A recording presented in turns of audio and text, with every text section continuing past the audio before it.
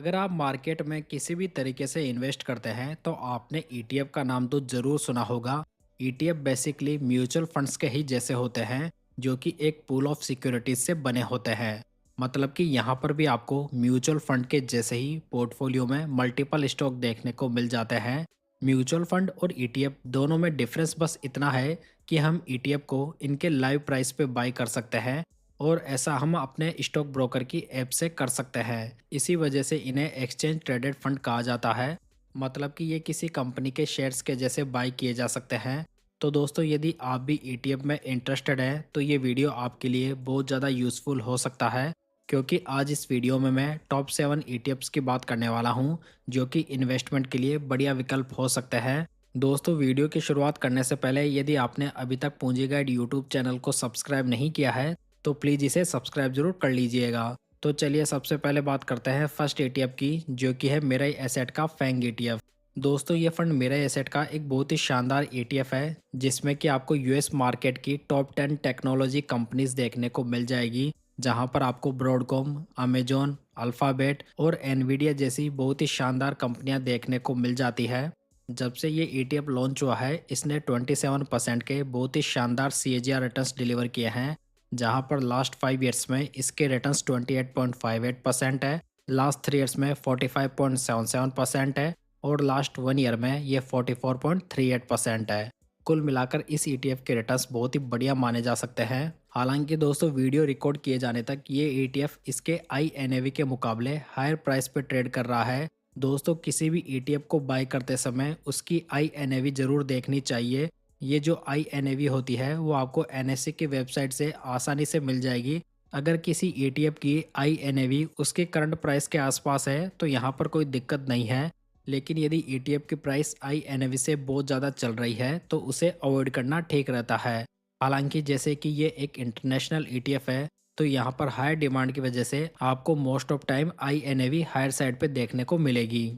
दोस्तों, यदि इस ईटीएफ का लेटेस्ट एयूएम देखें तो ये 3749 करोड़ रुपीज़ है और इस ईटीएफ का एक्सपेंस रेशियो 0.65% है। साथ ही आपको यहाँ पर 0.05% की ट्रैकिंग एरर देखने को मिलेगी।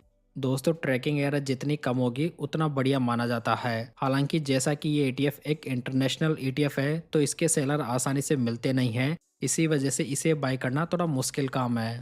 चलिए नेक्स्ट बात करते हैं नंबर 2 ईटीएफ की, जो कि है आईसीआईसीआई प्रूडेंशियल गोल्ड ईटीएफ। देखा जाए तो इक्विटी पोर्टफोलियो को हेज करने के लिए गोल्ड सबसे बढ़िया चॉइस माना जा सकता है। बात करें गोल्ड के रिटर्न्स की तो इसने पास्ट में बहुत ही बढ़िया रिटर्न्स बनाकर दिए हैं और यदि इस ईटीएफ को बाई ऑन डिप किया जाए तो ये हमारे रिटर्न्स को और भी बढ़िया कर सकता है। दोस्तों, यदि आप मार्केट की हिस्ट्री उठाकर देखेंगे तो जिस भी टाइम पीरियड में इक्विटी मार्केट ने अंडर परफॉर्म किया है वहां पर आप देखेंगे कि गोल्ड ने बहुत ही बढ़िया रिटर्न्स बनाकर दिए हैं। अगर यहाँ पर फंड के 10 साल के सीएजीआर रिटर्न्स को देखें तो ये 16.26% है, लास्ट 5 ईयर्स के 24.81% है, लास्ट 3 ईयर्स के ये 34.18% है और लास्ट 1 ईयर के 55.05% है। इस ईटीएफ का एयूएम देखें तो ये 26,381 करोड़ रुपीज़ है और इसका एक्सपेंस रेशियो 0.49% है। इस गोल्ड ईटीएफ में आपको 0.22% की ट्रैकिंग एरर देखने को मिलेगी। चलिए नेक्स्ट बात करते हैं नंबर 3 ईटीएफ की, जो कि है मेरा एसेट निफ्टी नेक्स्ट 50 ईटीएफ। दोस्तों, वैसे मार्केट में आपको निफ्टी नेक्स्ट 50 के अनेक ईटीएफ देखने को मिल जाएंगे, लेकिन यहाँ पर मैंने लोएस्ट एक्सपेंस रेशियो वाले ईटीएफ को तवज्जो दी है, जिसमें कि हमें अच्छी लिक्विडिटी भी देखने को मिलती है। मेरा एसेट का ये जो ईटीएफ है वो निफ्टी 50 के बाद वाली 50 कंपनियों में इन्वेस्ट करता है, जो कि मार्केट कैप के अकॉर्डिंग डिसाइड होती है। मतलब कि ये कहा जा सकता है कि ये कंपनियां देश की टॉप 100 कंपनीज में शामिल होती है। अगर इस ईटीएफ के लास्ट 5 ईयर्स के रिटर्न्स को देखें तो ये 14.32% है, लास्ट 3 ईयर्स में 19.66% है और लास्ट 1 ईयर में 6.38% है। इस ईटीएफ का लेटेस्ट एयूएम देखें तो ये 1258 करोड़ रुपीज़ है और इसका एक्सपेंस रेशियो 0.11% है। यहाँ पर आपको ट्रैकिंग एरर 0.04% की देखने को मिलेगी। दोस्तों, यदि आप फाइनेंस की 51 बुक्स का बंच डाउनलोड करना चाहते हैं तो इसका लिंक आपको डिस्क्रिप्शन बॉक्स और पिन कमेंट में देखने को मिल जाएगा, जहां से आप इसे डाउनलोड कर सकते हैं। चलिए आगे बढ़ते हैं और बात करते हैं नंबर 4 ईटीएफ की, जो कि है आईसीआईसीआई प्रूडेंशियल निफ्टी 50 ईटीएफ।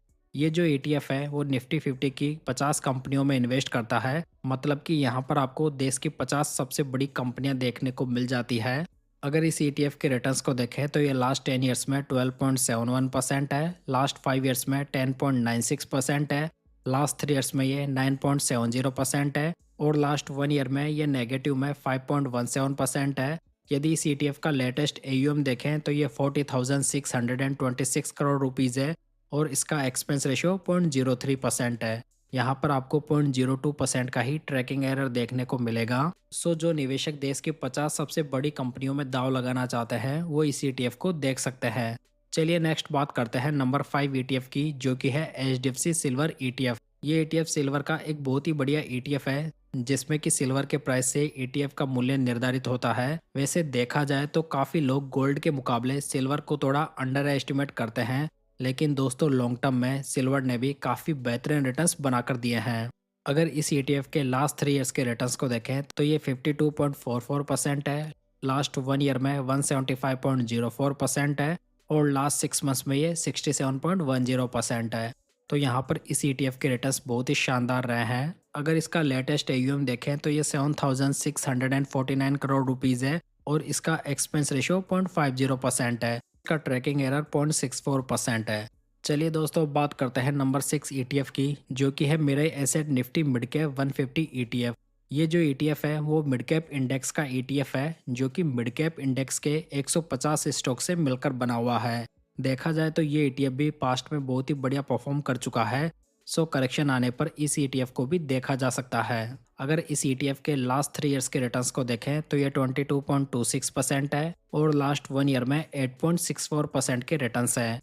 इस ETF का लेटेस्ट AUM 1,690 करोड़ रुपीज़ है और इसका एक्सपेंस रेशियो 0.21% है, जबकि यहाँ पर आपको 0.05% की ट्रैकिंग एरर देखने को मिलेगी। चलिए फाइनली बात करते हैं नंबर 7 ETF की, जो कि है HDFC Nifty small cap 250 ETF।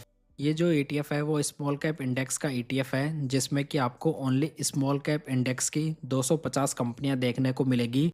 मतलब कि इन 250 कंपनीज की परफॉर्मेंस के अकॉर्डिंग ही इस ETF का प्राइस डिसाइड होता है।